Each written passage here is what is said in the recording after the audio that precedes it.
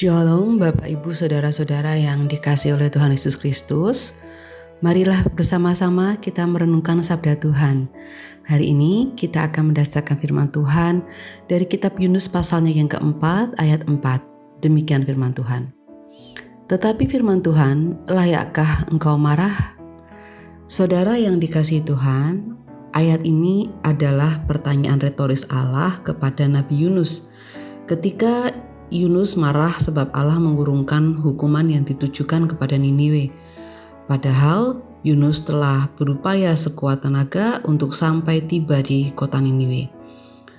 Tuhan memang mengutusnya untuk pergi ke Niniwe mewartakan kabar penghukuman kepada penduduk di sana. Sebab penduduknya banyak melakukan kejahatan. Niniwe adalah ibu kota Asyur, musuh yang sangat dibenci oleh Israel. Kebencian itu terjadi karena Asyur menjadi kekuatan yang besar. Kerajaan ini banyak menaklukkan bangsa-bangsa, kemudian memisahkan keluarga-keluarga untuk dikirim ke daerah yang berbeda-beda. Kebencian pada Niniwe rupanya juga ada dalam diri Yunus, sehingga ia menggebu-gebu mewartakan kabar penghukuman dari Allah. Rupanya setelah Yunus menyerukan kabar penghukuman itu, penduduk Niniwe menyesal.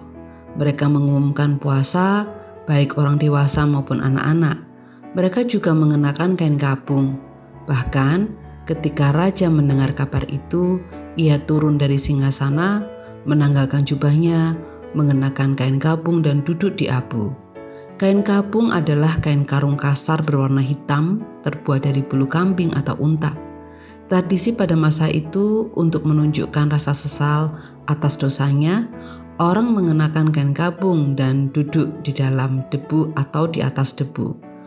Raja beserta para pembesar lainnya juga mengeluarkan suatu perintah agar dilakukan puasa dalam skala nasional. Manusia dan ternak, lembu dan kambing, domba tidak boleh makan apa-apa, tidak boleh makan rumput ataupun minum air. Manusia dan ternak haruslah berselubung kain kabung, serta berseru sekuat-kuatnya kepada Allah. Semua orang diperintahkan untuk berbalik dari tingkah laku mereka yang jahat dan dari kekerasan yang dilakukannya.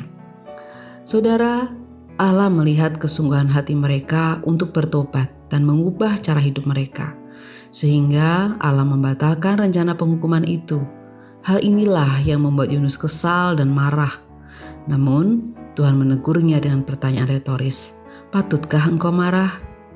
Tuhan mengajarkan kepada Yunus bagaimana mengasihi dengan menumbuhkan pohon carak yang menaungi kepalanya. Yunus terhibur oleh pohon carak itu. Namun keesokan harinya Tuhan membuat mati pohon carak itu, sehingga Yunus sedih dan ia ingin mati. Tetapi sekali lagi Tuhan menegurnya dengan pertanyaan retoris, "Layakkah engkau marah?" Jika Yunus bersedih untuk pohon carak yang tidak ia tanam dan tidak ia tumbuhkan, terlebih Tuhan sayang kepada Niniwe dengan penduduknya sebanyak 120 jiwa. Mereka diciptakan dan dipelihara oleh Allah. Tentu Allah mengasihi mereka. Yunus tidak perlu marah, kesal atau iri hati ketika Allah mengasihi penduduk Niniwe yang dalam pandangannya jahat.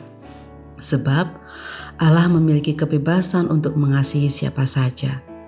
Saudaraku, mari kita percaya kepada hikmat kebijaksanaan Allah. Ia memelihara kehidupan kita satu persatu sesuai dengan kondisi kita masing-masing.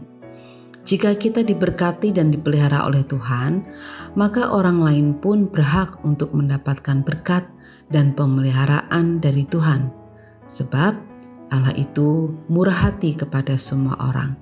Ia mengasihi semua orang, bukan hanya kita, tetapi orang-orang di sekitar kita juga Ia kasihi. Saudara, mari bersama kita bersatu di dalam doa, dan di akhir doa Bapak Ibu dapat menambahkannya dengan doa-doa pribadi.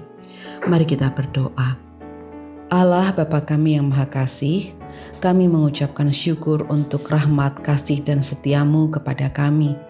Saat ini kami berdoa bagi saudara-saudara kami yang sakit, mereka yang memerlukan pemulihan tubuh. Kiranya Engkau berkati juga keluarga mereka yang mendampingi. Kami berdoa bagi saudara-saudara kami yang jauh dari keluarga mereka karena studi ataupun karena bekerja. Kami berdoa bagi saudara kami yang kurang dapat merasakan berkat dan pemeliharaan Tuhan. Kiranya Engkau mampukan mereka, Engkau lembutkan mereka, berikan kepekaan kepada mereka untuk dapat merasakan Tuhan hadir dalam kehidupan mereka sehari-hari. Ya Bapa, inilah seru dan doa kami. Kiranya terjadi Tuhan apa yang menurut kehendak-Mu baik bagi kami. Dalam Tuhan Yesus Kristus kami berdoa. Amin.